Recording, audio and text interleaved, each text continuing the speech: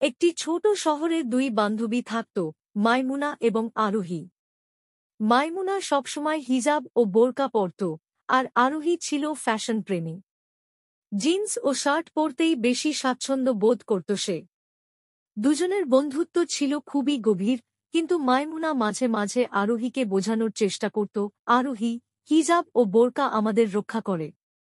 এটা শুধু ধর্মের কথা নয়, নিরাপত্তার বিষয়ও। আরোহী সবসময় মুচকি হেসে বলত, আমি তো ঠিক আছি আর আমি এভাবেই স্বাচ্ছন্দ্য বোধ করি। একদিন আরোহী একটি পার্টি থেকে রাতে বাসায় ফিরছিল। পথে কয়েকজন এসে তাকে বিরক্ত করল। এমন সময় মাইমুনা সেখানে এসে লোকগুলোকে তাড়িয়ে দিল। আরোহী বুঝতে পারল মাইমুনাই তাকে রক্ষা করেছে।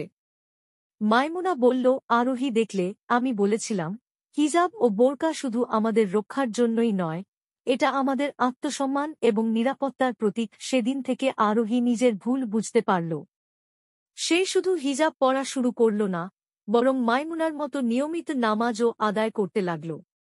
তাদের বন্ধুত্ব আরও দৃঢ় হয়ে উঠল, এবং আরোহী বলল, মাইমুনা আমাকে শুধু বিপদ থেকে নয়, আমার জীবন ও বিশ্বাসের পথে ফিরিয়ে এনেছ।